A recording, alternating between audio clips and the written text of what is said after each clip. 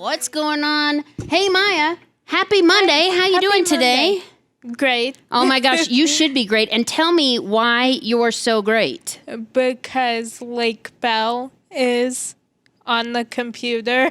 Oh my gosh, Lake Bell. First of all, I just want to say thank you so much for calling in. I'm so excited to be talking to you. Listen, I'm really happy that we're talking. This is great. This is a beautiful little nugget of my day that I get to be here with you, and we get to talk about all kinds of things. I'm going to do something right now, which is 20th Century Fox was calling me on the other line, and I'm going to tell them no. So hang on a second. Can I turn that off? Yeah, how cool is that? Oh my gosh, you guys. Can you hear me? We're perfect. Yeah. You're perfect. Okay. I feel like you guys had a technical issue, so then I felt bad, like I needed to have a technical issue too. Thanks. That makes us feel better about ourselves. We appreciate that. Yeah, I just wanted to seem like, like we're all together in this. Yeah. Okay. We appreciate it. Okay, so we're back. Now, your first question, can you ask it again so that we're all like on the same page? Yeah. So who or what inspired you to become an actress? So I'll be honest with you. I kind of wanted to be an actor before I understood the grand concept of what it was. It was just, there was something nuggeted in me at 2 or 3 years old where I thought, I really love the feeling of making people laugh. And, I remember my parents would have like dinner parties and things like that. And then they would put me to bed. And so before I went to bed, they'd say, okay, like, say goodnight to everyone. And then I would have this foolproof plan where I'd be like, I could go to bed or I could do the late show. And then it was like a procrastination tool to not go to bed. So I'd be like, da da da da da da da da. And then I'd be like, what about this crazy box? What's in this box? Who knows? And then I would just like make up a sketch. But like as a 4-year-old, you know what I mean? And they weren't great. But the point is everyone's like, oh, she's so cute and she's only 4, and then that really bought me time. And then I didn't have to go to bed right away. So really it started from a place of not wanting to go to sleep because sleep is kind of boring when you're a kid, obviously. I still have problems sleeping. But the point is, that's where it started. And then I realized, I think I started seeing movies and things, and I saw plays. I saw a show called Ain't Misbehavin', which is really just a musical. And it doesn't even have that much of a narrative in it, but it's all this music by Fat Swaller. And I was like, oh my gosh, you can do the Late Show kind of thing, but like as a job and all the time. Cool. So cool. Yeah. So you were in the movie It's Complicated with John Krasinski, Alec Baldwin, Steve Martin, and Meryl Streep. What was that experience like? Okay, so I'm going to level with you. I was really nervous. It was my first movie where it wasn't my first studio movie, which meaning like one of those big ones, but it was certainly my first movie where I would be in the same room with Meryl Streep. And I think, I was hired to play Alec Baldwin's wife, and my character was supposed to be very high status, very kind of fancy up here. And my character is supposed to look down on Meryl Streep's character, who's Alec Baldwin's ex-wife. And I'll be honest, on the first day, I had one of the final scenes of the movie to film. And it was the pinnacle of my character being very highfalutin towards Meryl Streep, and I couldn't do it. And I was too excited to meet her, and I just lost my cool. I didn't feel confident. I was just too fanned out. And so the director, who's this wonderful woman named Nancy Myers, pulled me aside and she was like, you need to get it together. You need to, and I was like, what do you mean? And she's like, you need to like do the thing, like you're here for a job and you have to stop being obsessed with Meryl Streep and say your lines and do a good job. So she and I, we are still friends to this day. And it was a really funny moment where I just was so excited to be standing in a room with Meryl Streep, Alec Baldwin, and Steve Martin. And I just, honestly, I couldn't find my cool. And so I eventually did, and arguably, and it ended up being a really fun experience. Oh, cool. How could you find your cool in that group? Holy cow. No, it was very hard. And she was supposed to be kind of under the influence in the scene and sort of wacky and whimsical. And I just was like watching her going, oh my God, that's how I was. I kept looking at her going, oh my gosh, you're just like beautiful and amazing. And I love you, Meryl Streep. And it was just really funny. I also love Bless This Mess. It's so funny. Do you ever have to do multiple takes of scenes because it's so hard not to crack up? Also, another great question. Yes, what we do is we always crack up. So what happens is we do, because I direct the show as well sometimes. So what I'll do is, and what is sort of the precedent on the show, is that we shoot the scripted version of it first, the way that it was written and penned from the room. And then we always do a take once we know our words and we know the scene and we get the game of the scene. Then we always do something called a fun run, which is when anything can happen and anybody can add in and improvise what they want. And those are usually the runs where somebody loses their ability to continue with the scene. And we had a really fun gag reel, which I love a gag reel almost more than making the show. I was like, what's a gag reel? And we had a lot of fun this year with the gag reel because there was a lot of silly shenanigans. Cool. Okay, so two of my favorite episodes of Bless This Mess are Scare Night and then Calm Down. And my family and I, my mom and my sister and I, we always joke about when you guys were talking about how when somebody tells you to calm down, like that actually makes things worse. Totally. Because we were thinking that's so true. You're like, don't tell me to calm down. Yeah. Thanks a lot. You really contributed. Yeah. Totally. Yeah. So I was wondering if you have a favorite episode of. Yeah, that's a good question. My favorite episode hasn't come out yet, which is kind of fun. I have a lot of favorites. You know what I mean? Like they're true to my heart, but I like the episode a lot. The episode 2 where snakes came cascading out of the wall into my face. Like that was pretty fun. But because I was just like, wow, when would this ever happen? But I really love, there's an episode coming up, and this is a little bit of a spoiler, but Mike's family comes to town, and there's just a lot of super awkward family dynamics that involve Rio that were really fun to play, that made me laugh out loud when I first saw the first cut. And then there's another episode. There's a camping episode coming up. There's just a lot of really funny bits. Sorry, I keep dropping you. Oh gosh, I hope that doesn't hurt. yeah, there's just a lot of really funny bits that are coming up that I think you'll enjoy.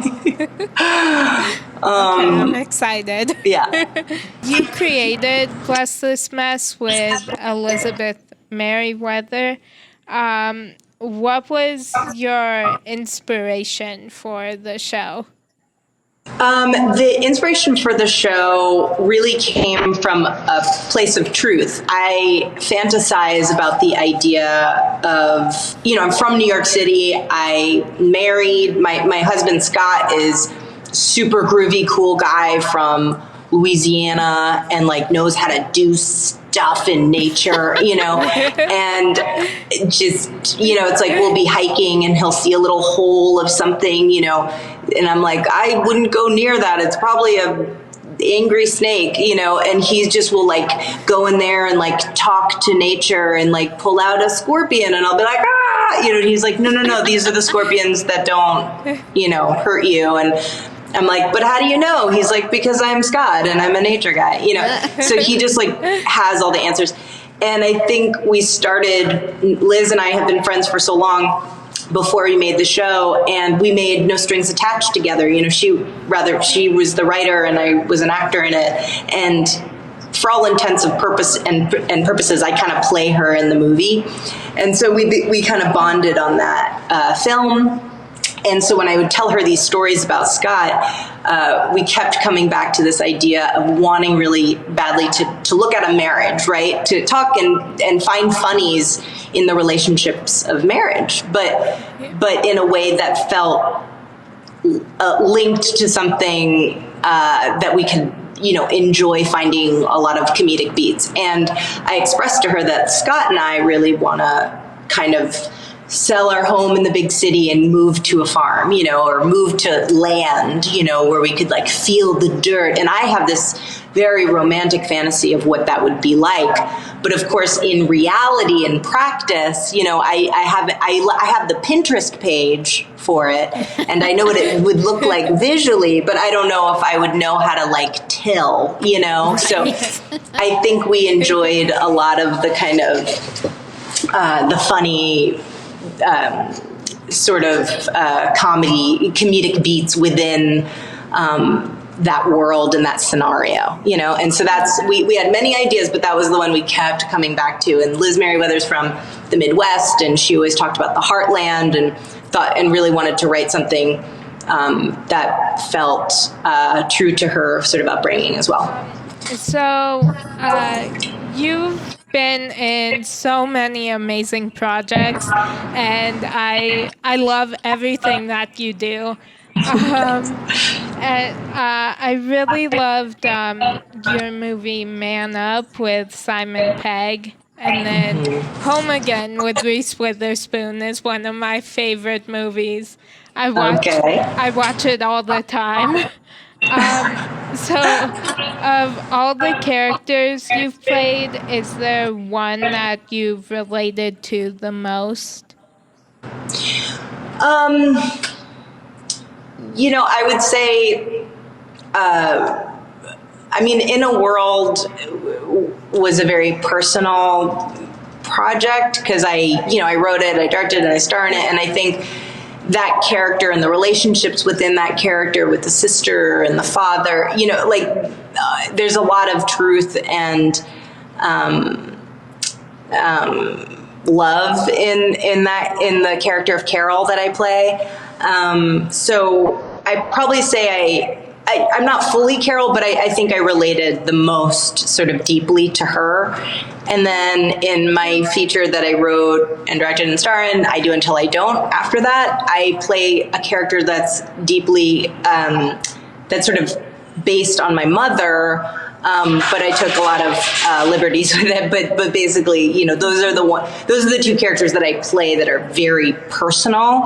And then I'd say in a more sort of comedic sense, I would say Rio, who I play on Bless This Mess, is more aligned with kind of my quirks in life, in real life. Oh, cool. Yeah, Home Again is like my go-to movie for everything. Well, Home Again, I'm not very nice in, so I don't relate to her as much. No, yeah, as you were talking about that, I was like, I hope you don't say. No, I'm not like really like a ice cold, meanie queen. Yeah. No, I was hoping you wouldn't say that because I was like, you don't seem like her at all. So, Wait, hold on. Wait, there's like a loud. What did you say? You were hoping what? Oh. I was just saying I was hoping you didn't say that because I was thinking you don't seem like her at all. So No, yeah. Yeah. So you write, act, and direct, and you voice animated characters too. Do you have a favorite, or do you love everything that? I love everything. I really love it all because they're so vastly different, and I think why I enjoy doing a lot of things, because I think a lot of women enjoy multitasking, and I am one of those people, and not to overly generalize, but I do think that I've always been somebody who needs to be stimulated on multiple levels, and I think writing, which can be a kind of a lonely process when you're writing feature films, or just writing alone. That feels lonely, but then making the movie portion of it is really kind of like a team, right? And that's with lots of people, outsourcing all kinds and working together with people. I love that part. And then post-production and editing is sort of small again. It's just you and the editor, and you're kind of working in a quiet sense. But all of your, senses are being activated. And as an actor, you get to kind of live the character a little bit, and that feels like a completely different experience. So I like voiceover because you can be in sweatpants and you can show up to work. So that's pretty fun. But and you can be anybody. You can be an inanimate object. You could be you could be from a different country because you could use a different accent or dialect. You could be a different age. You could be a different social status. You could be a different you could be royal, or you could be, it's like you could be anything. You could be a chair. You could be an animal. You could do anything. Yeah. Yeah. So what's your favorite thing about acting? I think what I just said, which is that the experience of, I think the biggest part of it is probably like working with people. I love people. I like talking to people. I like listening to their stories. I like to, think about the complexities of where people come from and where they're going. It's like I'm a people person. And so putting together projects and sort of combining visions and kind of doing that, I think is a huge part of it. I don't want to, I don't like the loneliness of only writing, but I like it because it has a payoff, to work with people. And then when you're working in TV and you're writing, you get to be in a writer's room, which is really fun, because then it's just, you're hanging out and talking and sharing weird stories, to get to an episode. Can you tell us about any of your upcoming projects? Let me think. Upcoming projects. I have a lot of projects in development, but I can't talk about those yet because they're still percolating. But, we have a bunch of crazy episodes coming up for Bless This Mess. I have another show on DC Universe called Harley Quinn, where I play Poison Ivy. That is not for kids of a certain, not for young kids. Yeah, we always say it's for big kids. Check with parents. That's check with parents. Yep. But that's and I have a kind of silly show called Medical Police, which is on Netflix. Is it on Netflix? Yeah, it's on Netflix. Yeah, Netflix is a joke. Yeah. And those are the things that are out right now. And, right now it's a kind of fun time because, like I told you, I like to do all the assembling of friends and other creatives to make, to create story and make ideas. And that's where I am right now. So I just finished filming Bless This Mess, but we're still working in the edit and with post-production to put the episodes out. And so the next episode is March 17th, I believe, right? And we have a handful of really great ones to take us home to the finale. We have a two-parter for the finale this year. And then I'll wait to see if we get a third season, and I will continue to work on like 5 other projects that I'm trying to get off the ground. Oh, cool. Yeah, I hope Bless This Mess gets another season. Thank you. Yeah. So, what is your biggest pet peeve? My biggest pet peeve is when people are pushy. I don't like it. I don't like when people assume a closeness before they have merited it or earned it. That would be and I remember, like, when people kind of like crash a party or something, like if there's like someone's, big special day and someone feels entitled and pushy to come and crash a party. I don't like that. Yeah, not cool. Not cool. I don't like it. Yeah. So what personality trait has gotten you in the most trouble? Oh my gosh. Woman. What personality trait has gotten me in the most trouble? Okay. Impatience. Yeah. In relationships, you gotta be patient. And I've worked really hard. I work really hard about taking the time to just step back and wait to answer something or to, in work, I'm better at it than in personal life. So in work, I'm I've been trained very well to kind of really take a beat before I answer something or before I ask for something. And then I think in personal relationships, I have to be more patient. That's okay. We all have things we're working on, right? Yeah. Yeah. We get ourselves in plenty of trouble around here, so. Yeah. Yeah, it's, I'm sure there's many other things too. You can ask my husband. So if you could be any fictional character, who would it be and why? Okay.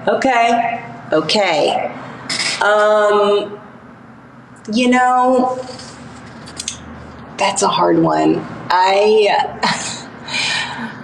Fictional, like, it's interesting. Look, I really connected with Chloe, my Secret Life of Pets character. I think that I've had dogs my whole life. I never thought of cats, and I feel like over the years of playing Chloe, I now really have found an affection for her because she's very independent. She's a feminist. She beats to her own drum. She's just, cats are they're not neat. There's not that need. And I think that I kind of appreciate her ferocious independence. And she gets to nap a lot. And I have 2 kids, and all I want to do, if I could just nap like Chloe, it would be great. Like, she just she's voluptuous and luxurious and furry. And like, I think that sounds like a great, thing to just exist in. I mean, God bless her, Yeah. So, who would play you in a movie of your life? I hope I would be available. Check with my agent and see if if I'm available. Okay. You know, Maya's asked that to a handful of people, and I don't think anyone has answered themselves. Yeah. Not Really? a single one have said, I would do it, duh. I'm like, I'll write and direct it too. Right. I'll get paid for all of it while I'm at it. I like that answer. Yeah. So if you could have any song playing to announce your entrance into a room, what song would it be? That's such a good. I didn't see that on the prep. Okay. Gosh, that's good. Okay. What am I entering? Am I entering a state, like just in general? Like, Yeah. okay. That's great. Okay, I like that a lot. Like her walk-up song if she's playing maybe baseball. like "It's Your Thing" by the Isley Brothers. Like, it's your thing. Do what you want to do. You know, like just that kind of. Can't tell ya. Yeah. Sorry. Who you talking to? Yeah. That kind of thing. That's a good one. Because then I could like groove onto the stage or whatever. I like it. Yeah, me too. So what terrible movie do you secretly love? I only have very highbrow taste. So I only like really cool movies. But in seriousness, I honestly only like cool movies. Just kidding. I'm trying to think of my guilty pleasures. I feel like my guilty pleasures are not that guilty, to be honest. It's more of like a TV show. Do you know what I mean? Like, I really loved Three's Company, which I know you probably have never seen, but like Three's Company, it wasn't like, like highbrow, but for whatever reason, when I was a kid, I would watch reruns of Three's Company, and I was like, I just couldn't even handle how funny it was. Like, there was something so farcical about it, and farce is really silly, it's just like, people coming in and out of doors they're not supposed to come out of, people like hiding in a cabinet, hoping, it's just like very madcap and silly. And I think, if people are like, what did you watch when you were a kid that really inspired you? I wouldn't be like Three's Company, but I'll be honest, it unlocked a sort of freedom of silliness that, and same with Carol Burnett. These were all reruns, okay? But I just would watch them, and it just was a silliness level that I think felt kind of freeing. Cool. Yeah. But I can tell you about really dope, beautiful, like esoteric movies too, like Milos Forman films, and just like, the only comedy that Scorsese made, King of Comedy. I mean, like, there's other movies that really define me, but, You're way too fancy for us. Hey, listen, I've got good movies for you that you'd be like, oh my God, I didn't even think to see that. And now that I saw it, I was like, oh yeah, that's really cool. Well, we'll wait for your list. Yeah. Okay, I'll send you a list. Thank you. So when you're having a bad day, what do you do to make yourself feel better? I just realized that. I just want to come clean with something. Overboard. The There you original go. Overboard. Have you seen that? There you go. No. Yes, that's exactly what her question was asking. Yeah, that one. That's a guilty pleasure. Okay. Maya, most people wouldn't be like, oh my God, that's such a great movie. But if you like No, it, but it is great. funny, It's great. It's funny. great. It's good. Yeah. Okay. Now Maya has some homework to watch the original. You got to Overboard. watch Overboard. Yeah, the original. It's so good. It's so good. Okay. I'll tell my mom to write that down. Yeah, you guys will all laugh at it. You'll just be like, oh my God, Goldie Hawn just like at her prime. Okay. She is so funny. Yeah, my mom actually just said she's seen it, so. Perfect. Go ahead. Ask Yeah, your question again there, Maya. Okay, so when you're having a bad day, what do you do to make yourself feel better? I meditate. So when I'm feeling panicked or nervous or anxious, I have to pause because I move at a very high RPM and I try to do everything at the same time. And I have to bring myself into the now, into the right now, and not think about all of it at the same time and the expanse of what's in front of me, but simply today and even more specifically, this moment. And so the way that I do that is with breath and taking pause. That's good. Do you, I don't know how old your kids are. Do you teach your kids that as well? So yeah, we do. It's hard because they're 5 and 2.5, but we do things like for children, you can kind of say, okay, let's sit in a room. We're going to play a game where we all sit, crisscross applesauce, and we feel what it's like for our butts to be on the ground. Where, what do our hands feel like right now? Can you feel your breath coming in and out of your body?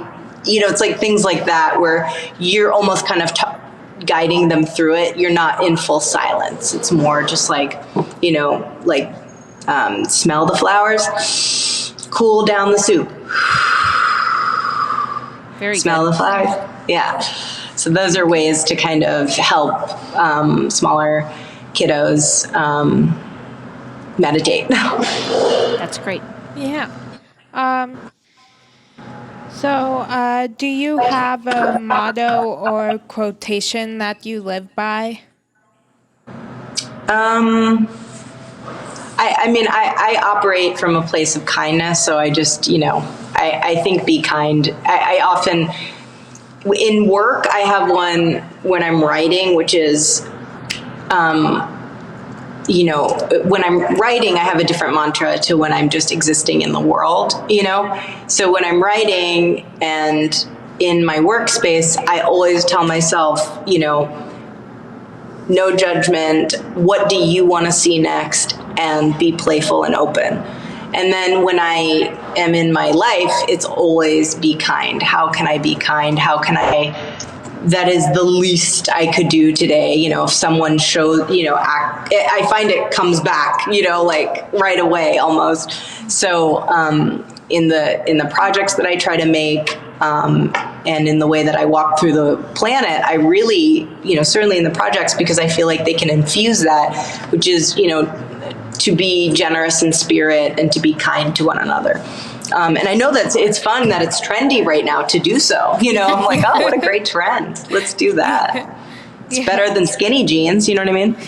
Yeah. I think we need a shirt that says that. Kindness is better than skinny jeans. Better we'll than give you the credit at the kindness bottom. is a trend. Better than skinny jeans. Yeah.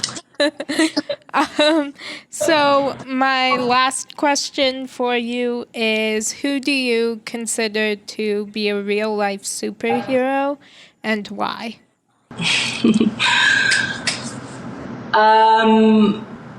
I think my children, and I don't have much of an answer why, other than they impress me, getting over all kinds of hurdles. And I, in a day where you can go through the range of emotions of feeling frustrated and feeling like, oh man, parenting's so hard. I think it's also hard being a kid. And I remember that. And I